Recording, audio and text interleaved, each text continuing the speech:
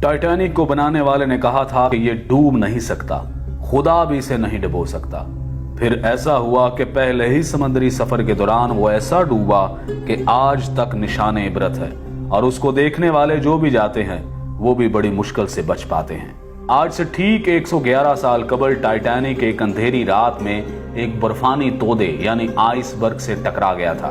उस वक्त जहाज पर सवार ज्यादातर अफराद नींद की आगोश में थे।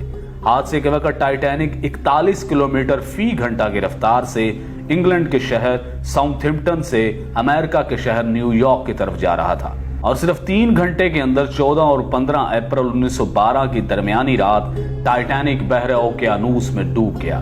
वो जहाज जिसके बारे में कहा जाता था कि वो कभी नहीं डूबेगा, न सिर्फ चंद घंटों में समंदर में गर्क हो गया, बल्कि इस हादसे में 1500 के करीब अफराद भी हलाक हुए। 111 साल बाद भी उसे सबसे बड़ा समंदरी हादसा समझा जाता है। सितंबर 1985 में इस जहाज की बाकियात को बहरा ओकेयानूस में जाए हादसे से हटा दिया गया था। हादसे के बाद यह बहरी जहाज कनाडा से 650 किलोमीटर के फासले पर 3843 मीटर की गहराई में 2 हिस्सों में बट गया, और दोनों हिस्से एक दूसरे से 800 मीटर के फासले पर पड़े थे। 111 साल गुजरने के बाद भी इस हादसे के बारे में मुअम्मे मौजूद हैं। माहिरीन की राय इसके बारे में क्या है, जानिए इस वीडियो में। इस बहरी जहाज के बारे में कहा जाता था कि यह डूब नहीं सकता, खुदा भी इसे नहीं डुबो सकता। इस यकीन की कुछ वजूहात भी थी। Federal university of Rio de Janeiro के शोबा बहरिया और ओशन इंजीनियरिंग के प्रोफेसर और इंजीनियर अलेक्जेंडर डी पेनहो अल्हो कहते हैं कि इंजीनियरिंग के लिहाज से यह डिजाइन की बुनियाद पर तैयार करदा पहला बहरी जहाज था।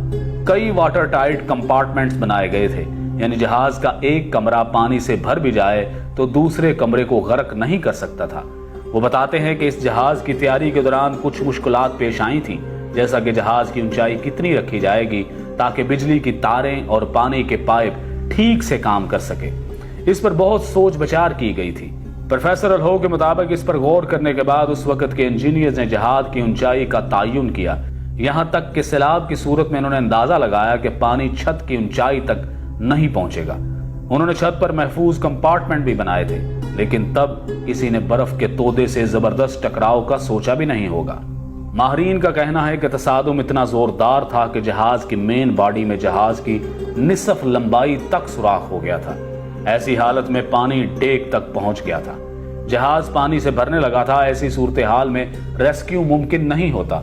आप पानी को निकालने के लिए जहाज में मौजूद तमाम पंप्स चालू कर सकते हैं, आप सब कुछ आजमा सकते हैं, लेकिन जिस रफ्तार से पानी अंदर आ रहा होता है उसी रफ्तार से उसे वापस बाहर नहीं फेंका जा सकता।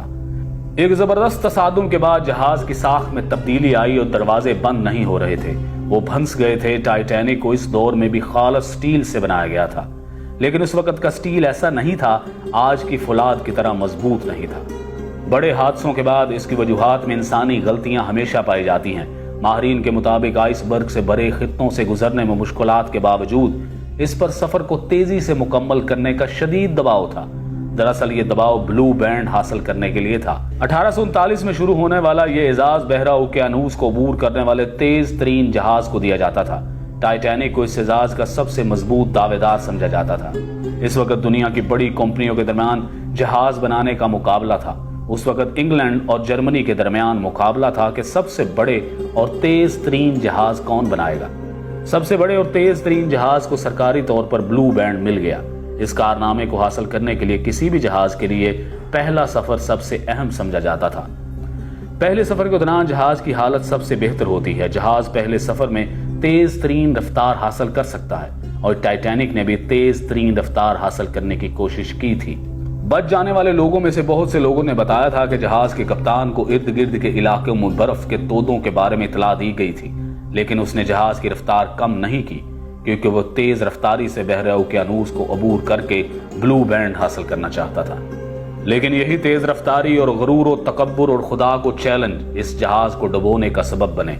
टाइटैनिक हादसे में 1500 के करीब अफराद हलाक हुए, जिसके बाद समंदरी जहाजों के हिफाजती निज़ाम को बेहतर बनाने की कोशिशें शुरू कर दी गईं। इस हादसे के बाद समंदरी जहाजों की हिफाजत के लिए रडार जैसे आलात की तैयारी शुरू की गई। टाइटैनिक के हादसे में बहुत से लोग इसलिए मारे गए कि उनके पास लाइफ बोट्स नहीं थी। اور ٹائٹینک میں لائف بوٹس اس لیے بھی کم تھیں کیونکہ ان کا دعویٰ تھا کہ یہ جہاز کبھی نہیں ڈوب سکتا۔ اس یقین کی وجہ سے جہاز میں صرف آدھی لائف بوٹس رکھی گئی تھی۔ یہ حادثہ سمندری جہازوں کی حفاظت کے حوالے سے ایک اہم سنگ میل ثابت ہوا۔ سمندری جہازوں کی حفاظت کے لیے ادارہ جاتی فریم ورک بنایا گیا۔ تعمیر کے دوران حفاظتی پیرامیٹرز کا خیال رکھا گیا۔ اسے مسلسل بہتر بنانے کے منصوبے پر کام کیا گیا۔ آج کے دور میں ریڈار برف کے تودوں کو بہت پہلے پتہ لگا لیتے ہیں۔